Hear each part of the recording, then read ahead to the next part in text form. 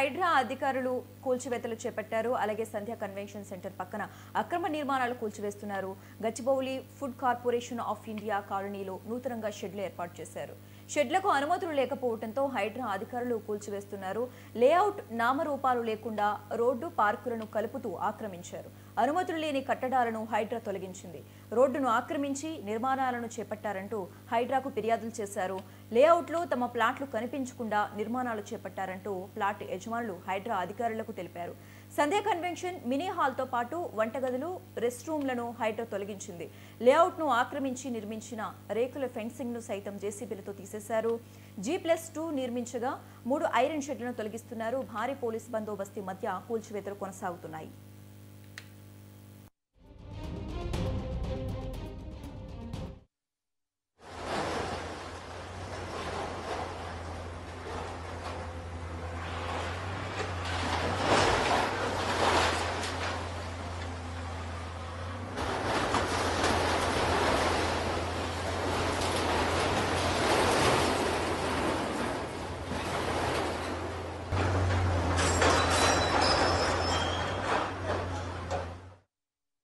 గచ్చిబౌలిలో హైడ్రా అధికారులు కూల్చివేతలు చేపట్టారు. సంధ్య కన్వెన్షన్ సెంటర్ పక్కన అక్రమ నిర్మాణాలు కూల్చివేస్తున్నారు. Gachibowli food corporation of India కాలనీలో నూతనంగా షెడ్లు ఏర్పాటు చేశారు. షెడ్లకు అనుమతులు లేకపోవడంతో హైడ్రా అధికారులు కూల్చివేస్తున్నారు. లేఅవుట్ నామరూపాలు లేకుండా రోడ్డు పార్కులను కలుపుతూ ఆక్రమించారు. అనుమతులు లేని కట్టడాలను హైడ్రా తొలగించింది. రోడ్డును ఆక్రమించి నిర్మాణాలను చేపట్టారంటూ హైడ్రాకు ఫిర్యాదులు చేశారు.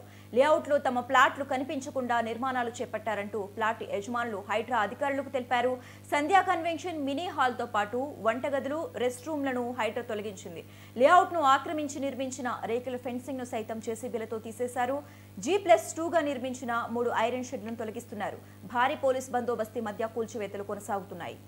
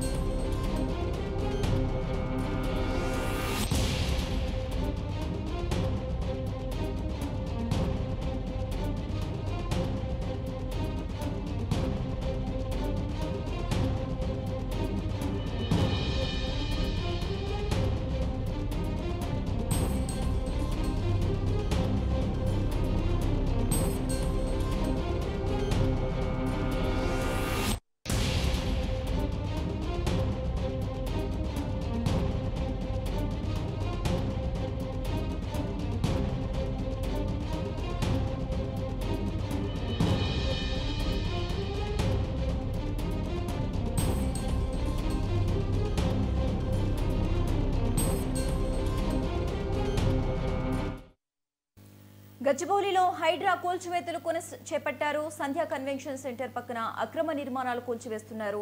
Gachibowli food corporation of India కాలనీలో నూతనంగా షెడ్లు ఏర్పాటు చేశారు. షెడ్లకు అనుమతులు లేకపోవడంతో హైడ్రా అధికారులు కూల్చివేస్తున్నారు. లేఅవుట్ నామరూపాలు లేకుండా రోడ్డు పార్కులను కలుపుతూ ఆక్రమించారు. అనుమతులు లేని కట్టడాలను హైడ్రా తొలగించింది. రోడ్డును ఆక్రమించి నిర్మాణాలను చేపట్టారంటూ హైడ్రాకు ఫిర్యాదులు చేశారు. లేఅవుట్లో తమ ప్లాట్లు కనిపించకుండా నిర్మాణాలు చేపట్టారంటూ ప్లాట్ యజమానులు హైడ్రా అధికారులకు తెలిపారు. సంధ్య కన్వెన్షన్ మినీ హాల్తో పాటు వంటగదులు, రెస్ట్ రూమ్లను హైడ్రా తొలగించింది. లేఅవుట్ను ఆక్రమించి నిర్మించిన రేకుల ఫెన్సింగ్ను సైతం జేసీబీలతో తీసేశారు. G+2గా నిర్మించిన 3 ఐరన్ షెడ్లను తొలగించారు. భారీ పోలీస్ బందోబస్తు మధ్య కూల్చివేతలు కొనసాగుతున్నాయి.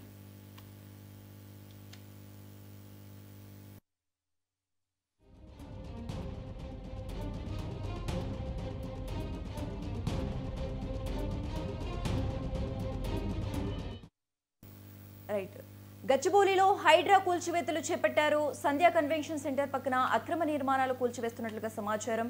ఇక ఇదే అంశానికి సంబంధించి మోర్ అప్డేట్స్ మా ప్రతినిధి శేఖర్ ఫోన్ ద్వారా అందిస్తారు. శేఖర్, చెప్పండి, హైడ్రా అధికారులు ఇన్ని రోజులు వాటిపై ఎందుకు చర్యలు తీసుకోలేదు?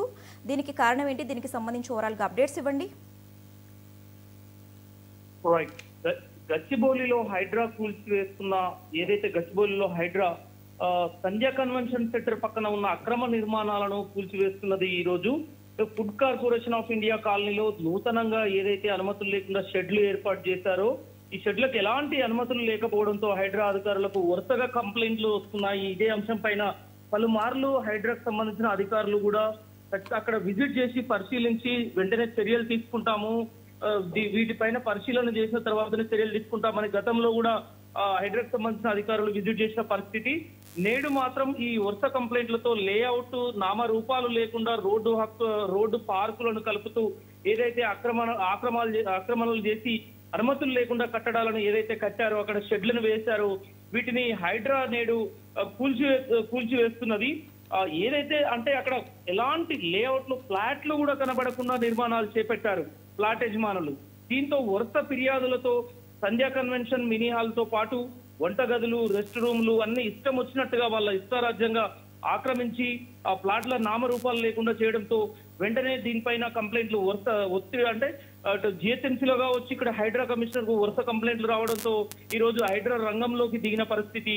ఆ లేఅవుట్ ను ఆక్రమించి ఏదైతే రేకుల ఫినిషింగ్ వేశారో దాన్ని వెంటనే తొలగించిన పరిస్థితి మాత్రం ఇక్కడ మనకు చూసుకోవచ్చు విజువల్స్ లో. ఇప్పటికే హైడ్రా ఏదైతే ఐరన్ షెడ్లు మొత్తానికి G+2 గా ఏదైతే ఐరన్ షెడ్లు నిర్మించారో వాటిని మొత్తం కూల్చివేయడం జరిగింది. భారీ పోలీసుల బందోబస్తు మధ్య హైడ్రా కూల్చివేతలు అయితే చేపట్టడం జరిగింది.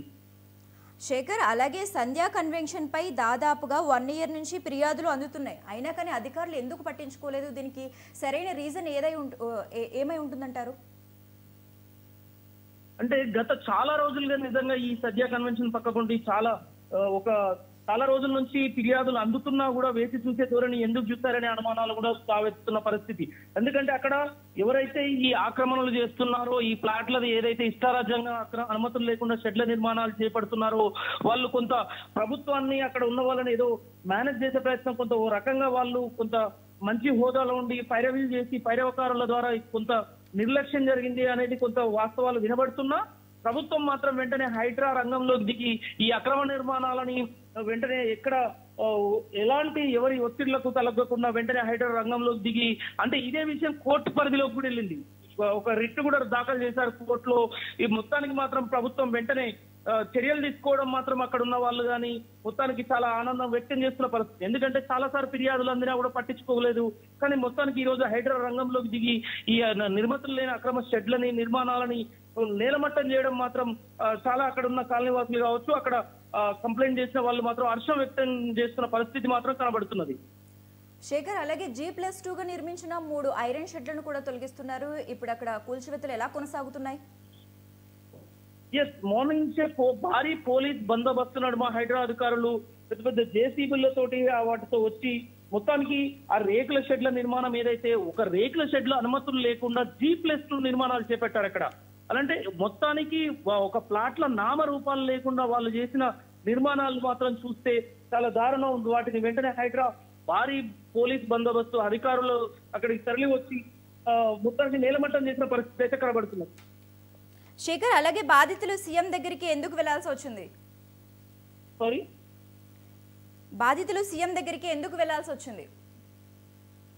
బాధితులు మొత్తానికి అక్కడ అంటే మొదటి నుంచి ఆ బాధితులు ఎవరైతే ఈ బాధితులు అనేది కూడా అనకుండొచ్చు వాళ్ళని, ఎందుకంటే వాళ్ళు అక్రమంగా ఎలాంటి అనుమతులు లేకుండా నిర్మాణాలు చేపట్టడంతో చాలా మంది ఫిర్యాదులు చేసిన పరిస్థితి, కోర్టుకు వెళ్లిన పరిస్థితి. కోర్టు కూడా ఇది ఖచ్చితంగా పరిశీలించాల్సిన అంశం అని చెప్పేసి పదే కోర్టు నుంచి కూడా రిట్ దాఖలు చేసిన పరిస్థితి మాత్రం మనకు కనబడుతున్నది. అక్కడ శ్రీధర్ రావు అనే ఒక వ్యక్తి దీన్ని చేతిలోకి తీసుకొని అక్రమ నిర్మాణాలను ప్రోత్సహిస్తున్నారనే ఆరోపణలు కూడా లేకపోలేదు. దీనిపైన వెంటనే హైదరాబాద్లోకి దిగి ఈ అక్రమ నిర్మాణాలను నేలమట్టం చేయడం మాత్రం జరిగింది. Okay, right. Thanks for the updates Shekhar.